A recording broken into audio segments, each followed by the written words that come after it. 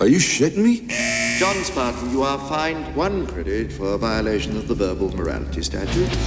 If you think the greatest 90s action movie is obvious, you're probably gonna hate this list. Welcome to Popcorn Respawn, the new home of Player One Press Start Gaming, where we talk movies and video games with brutally honest opinions. The 90s were absolutely stacked with action movies, explosions everywhere, insane stunts and heroes who could get shot, stabbed, blown up and still walk away dropping the coolest one-liners. But here's the thing, whenever people rank the best 90s action films, they always pick the same boring safe choices. So today I'm ranking the 10 greatest action movies of the 1990s, and some of these picks are definitely going to piss people off. And before anyone complains in the comments, there's one rule: only one movie per franchise and one film per lead actor. Otherwise, this entire list would just be wall-to-wall Schwarzenegger and Stallone classics. And as legendary as they are, the 90s had way more action icons than that.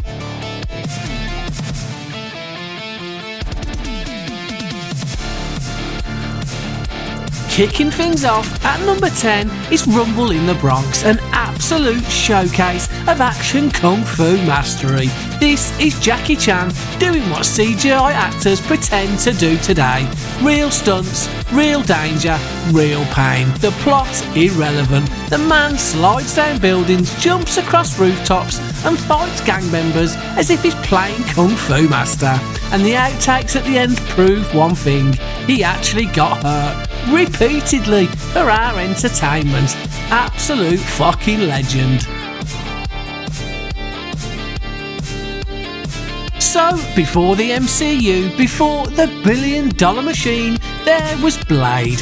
Wesley Snipes in sunglasses at night, which should look utterly ridiculous, but somehow it looks unbelievably fucking cool. The opening nightclub scene, iconic, absolutely iconic. Dark, violent, action-packed from start to finish, this movie kicks some serious vampire ass and doesn't apologise for a damn thing. Without Blade, the superhero genre probably wouldn't have blown up the way it did. You could argue Iron Man was the start, but come on, Snipes was already running around in leather, stabbing vamps and throwing one-liners like he invented sarcasm. Give some respect to it, people. This film is a fucking classic, and if you haven't seen it, what are you doing with your life?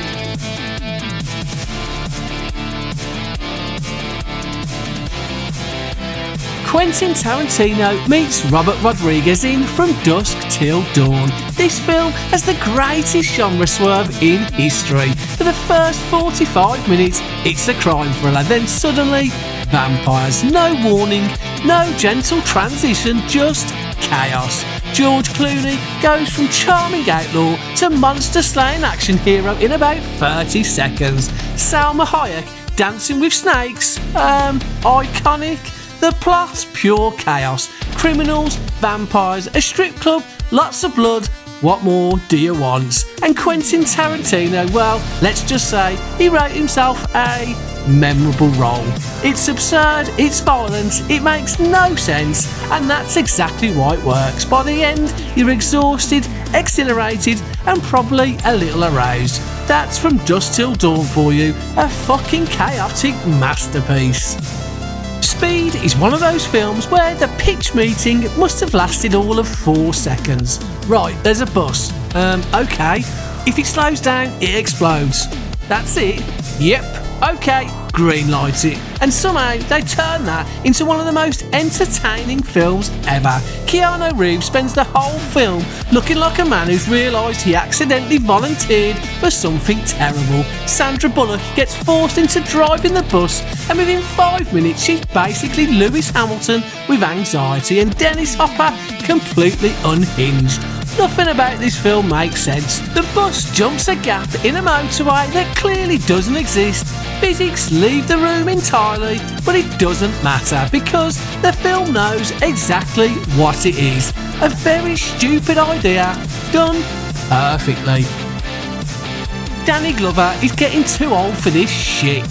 He's spent the last 4 Lethal Weapon movies telling us so.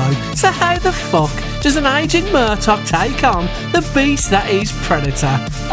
Stupidly, that's the answer, but somehow it works, and that's what makes 90s action so gloriously ridiculous.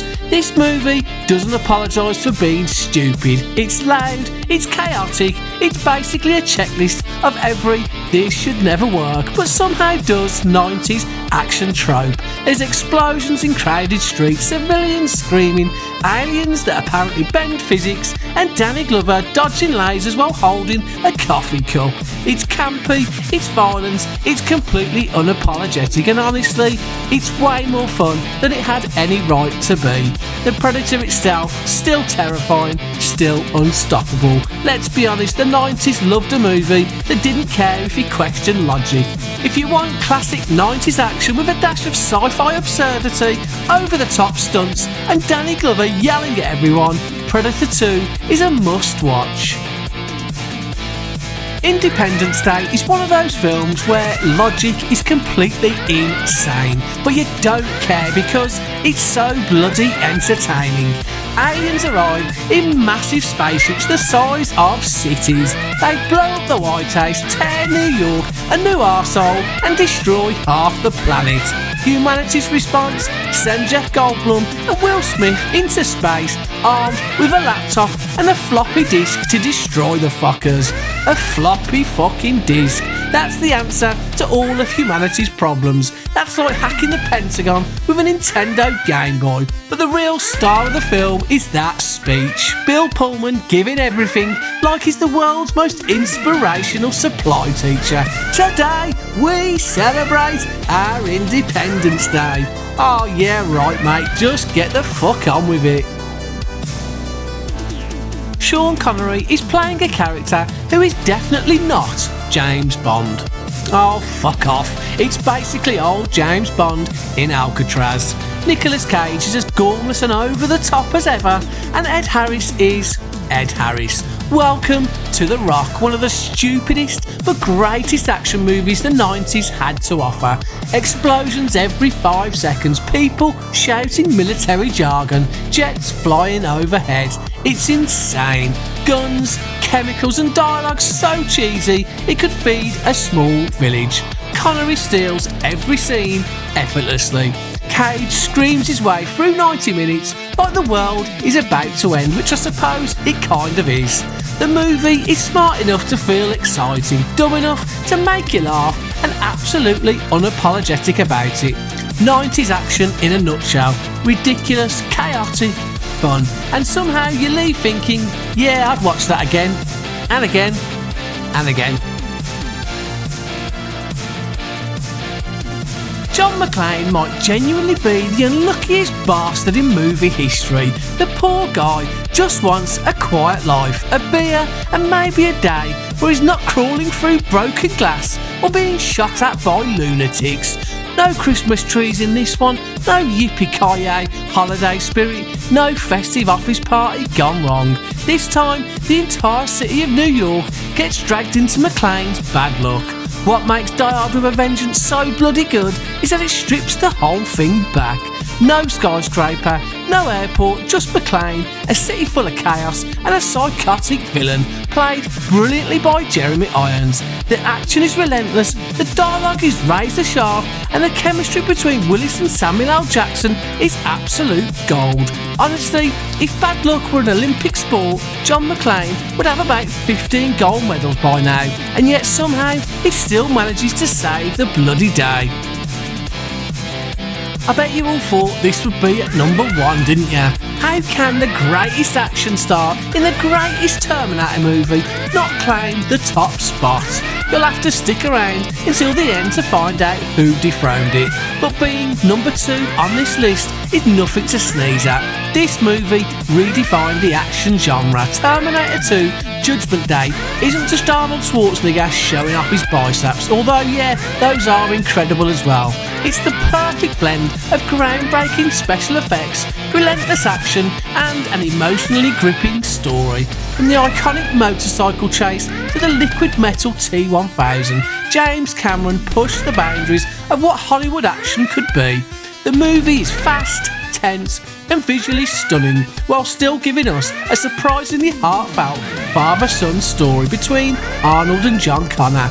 It's equal parts explosions, futuristic technology and emotional beats, a masterclass in balancing spectacle with storytelling. So yeah, it's number 2, but make no mistake, Terminator 2 is still one of the greatest action movies ever made. Who wants to live in a world where you can't even say shit or fuck?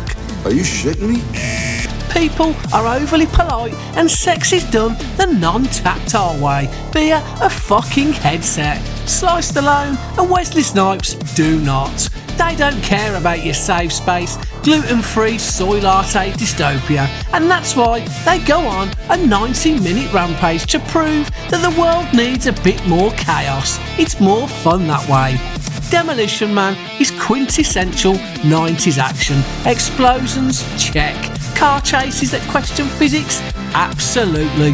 Gunfights that make you scream, how is no one dead yet? Snipes shoots everything that moves and some things that don't, all while delivering some cheesy one-liners dripping with attitude and humour. Stallone and Snipes' on-screen camaraderie is some of the best in any movie genre. The chemistry between the pair is explosive, chaotic and downright hilarious. This movie is the perfect mix of 90s action, comedy and pure glorious chaos. It's not just the best 90s action movie, it's one of the funniest, downright stupid and explosive action movies ever made. So, fuck the future, Demolition Man in the 90s is where it's at. Job done. And there you have it, the most gloriously crazy, stupid action movies of the 90s, all wrapped up in a lovely little top 10 list. If you disagreed with any of my choices, don't just sit there like a couch potato. Comment below and tell me your top 10. Special thanks go out to Paramount, Studio Canal and Fox for the copyright cock blocks on Independence Day and Terminator 2. Always appreciated your shit sticks. If you enjoyed watching me rip through this madness with zero filter, smash that like button and subscribe to Popcorn Respawn, the new home of Player One. Press start gaming and turn on notifications because trust me, you don't want to miss the next dose of unfiltered movie chaos. Until next time, remember, movies are meant to be fun, loud and completely mental, just like the 90s. Stay unhinged, people, and see ya.